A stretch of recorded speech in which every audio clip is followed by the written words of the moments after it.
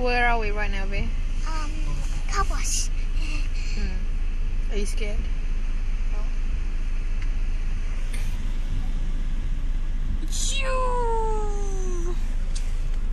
You're so funny. Am I? Why aren't you laughing? Because I'm not.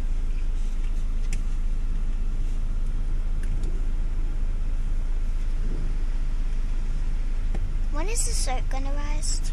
I mean, soap gonna Spray yeah. after this. Oh no, it's already is soap. See, they spray the soap and then they're gonna go and then like. I can't even feel it. Because inside, we're inside. What is that?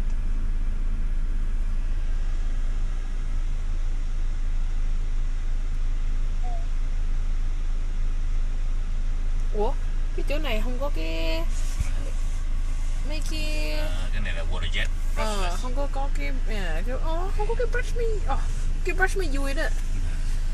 Yeah. That's it. Yeah, I like the brush.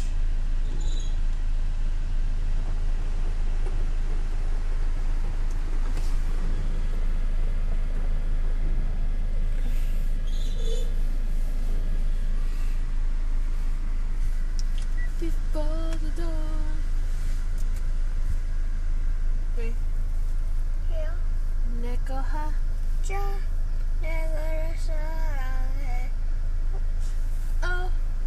Mega like hot yeah. Oh, Mega like a gee. Take.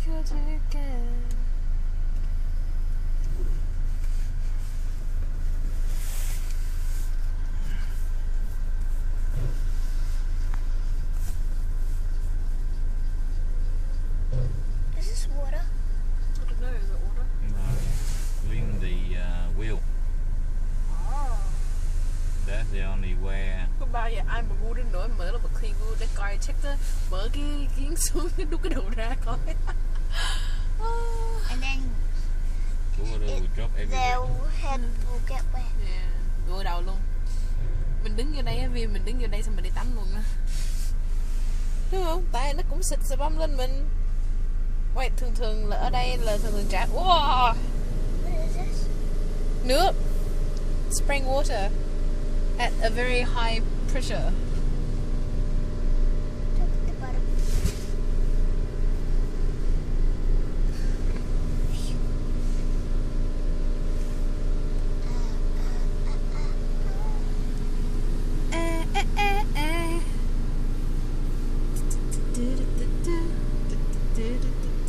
I think you're still recording. I don't know. Is it loud? Yes!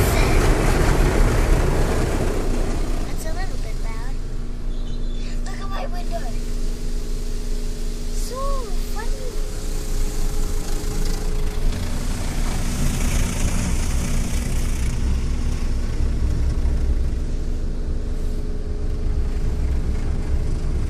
Whoa!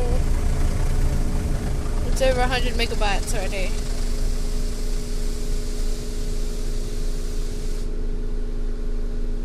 Chứ biết không còn có để mấy cái memory card. Hả?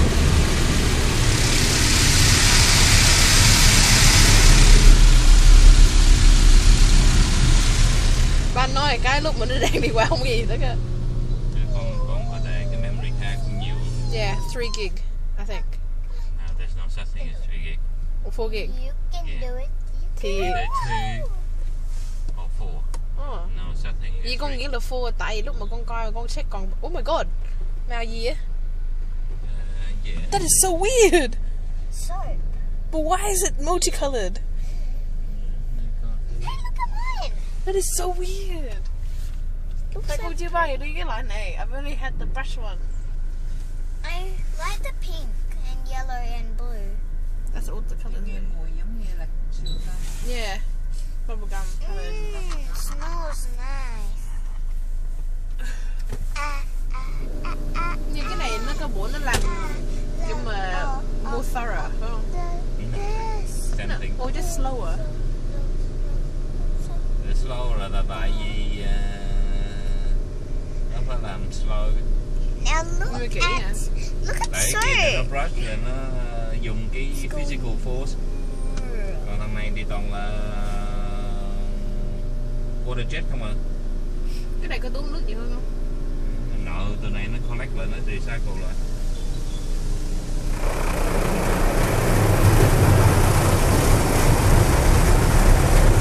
Tại vì khi mà Oh, I love that sir. khi mà tụi EPA Now our car smells like bubblegum.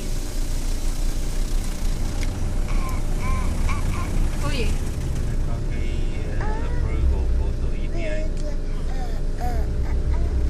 là nó collect qua grey water.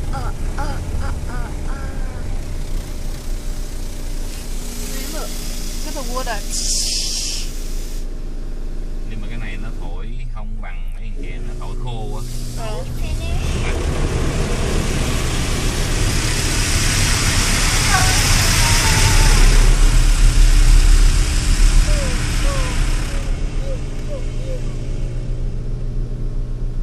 Ê, ê, ê, ê. Ủa.